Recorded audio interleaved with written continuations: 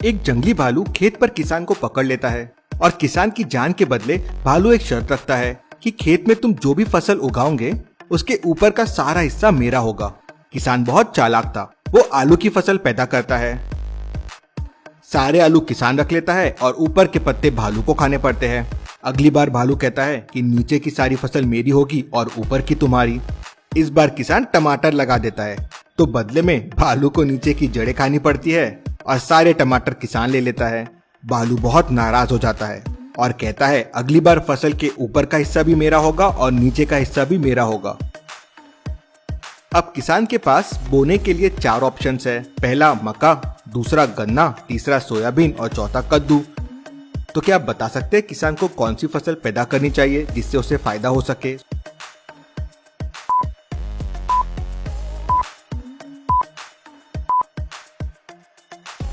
चलिए इसका आंसर देखते हैं। इस बार भालू को ऊपर और नीचे की फसल चाहिए, इसलिए किसान को गन्ने की फसल पैदा करना चाहिए। ऊपर के पत्ते और नीचे की जड़ें भालू अपने पास रख लेगा और बाकी गन्ने की जो फसल है वो किसान को मिल जाएगी। चलिए अगली पहेली देखते हैं। एक बच्चा दुकान पर पहले जाके ब्रेड ऑमलेट खाता है, उसके बाद एक गर्मा गर्म सैंडविच ब्रेड पकौड़ा खाता है।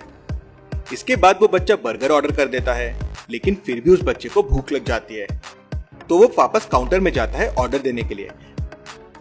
बच्चा एक पर्टिकुलर पैटर्न में ही चीजें खा रहा था। तो क्या आप इन तीनों चीजों को देख के बता सकते हैं अगली चीज कौन सी होगी? पिज्जा, नूडल्स, ब्रेड टोस्ट या सैंडविच?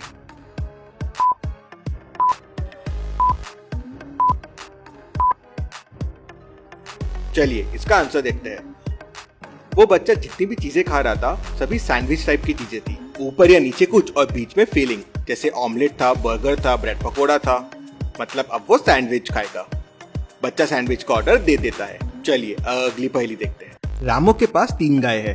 पहली गाय सुबह शाम 4-4 लीटर दूध देती है, दूसरी गाय केवल शाम के टाइम पे 9 लीटर दूध देती है और तीसरी गाय सुबह और शाम 5-5 लीटर दूध देती है। तो क्या आप सोच के बता सकते हैं कौन सी गाय रामू को सबसे ज्यादा फायदा देती होगी?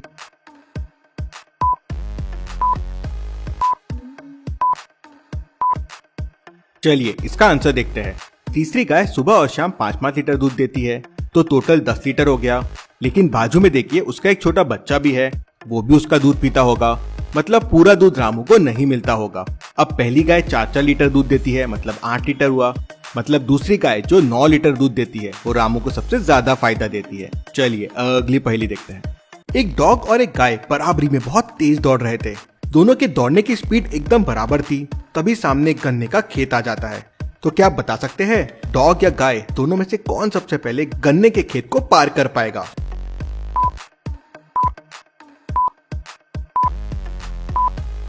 भले ही दोनों के दौड़ने की स्पीड बराबर है, लेकिन डॉग की हाइट कम है तो वो गन्ने के खेत को बड़ी आसानी से क्रॉस कर लेगा। लेकिन गाय बड़ी होती है तो वो फसल में अटक जाएगी और रेस में हार जाएगी। चलिए अगली पहेली देखते हैं। आपके सामने 3 घर है और तीनों घर के लिए एक एक रास्ता जा रहा है। क्या आप बता सकते हैं आप कौन सा रास्ता लेंगे, ए, बी या सी?